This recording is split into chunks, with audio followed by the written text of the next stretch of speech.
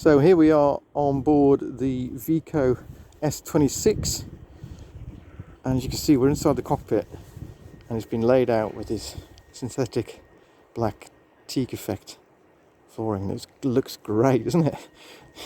Fantastic, love it.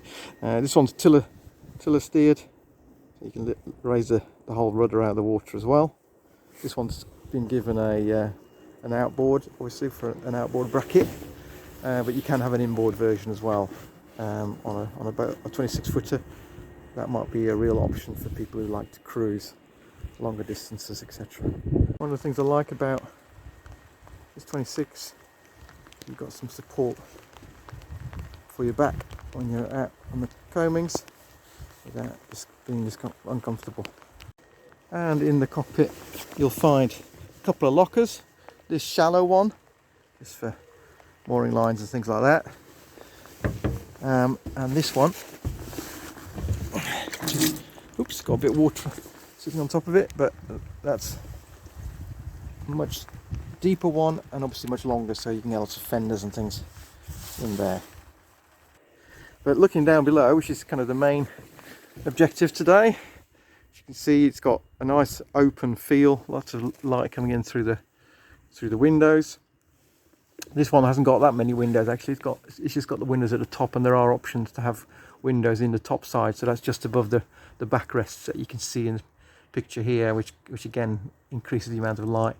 So you've got a lot of room down here. You've got a V-berth at the front, obviously ahead of the mast support, and where the keel, this particular one has a raised keel, a raising keel.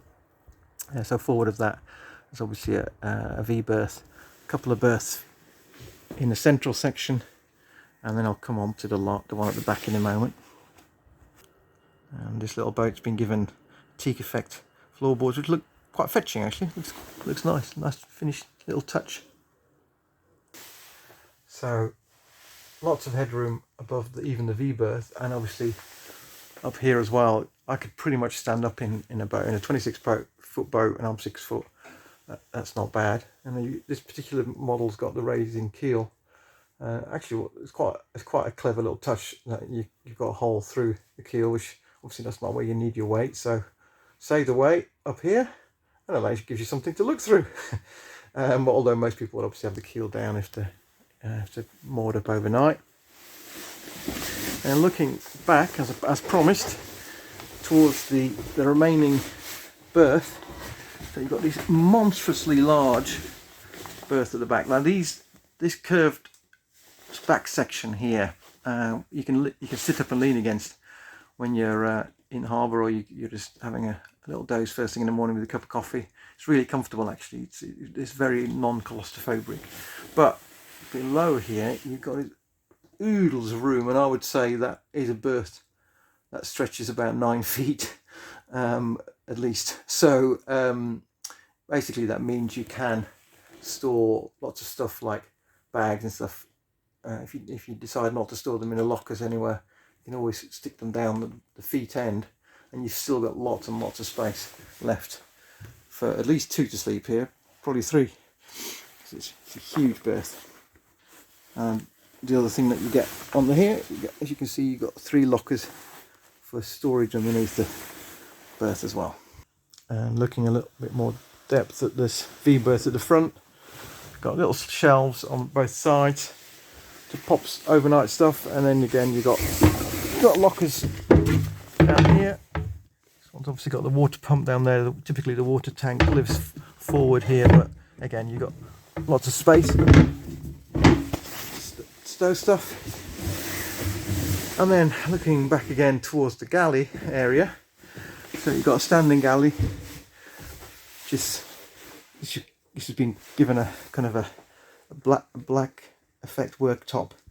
You can have in this area here, you can have a stove fitted in here, a 2-burner stove, which looks really nice. I've seen it on the S30 and it looks really good.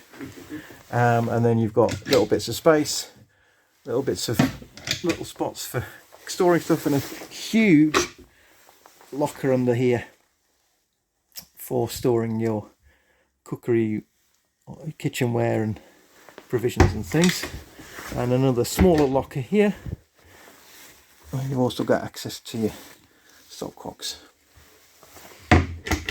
Quite a stylish tap unit. This one's not connected, I don't think. But yeah, you've got plenty of space here for basic meals. It's a good little layout. Love it. One clever little feature of these 21 to 26 foot Vikos is that they give you more room behind the galley by being able to remove the companionway steps, so that immediately gives you more space to move around in. And that, if you don't go up, if you don't need to go up into the cockpit, that means you've got loads of space to work around each other.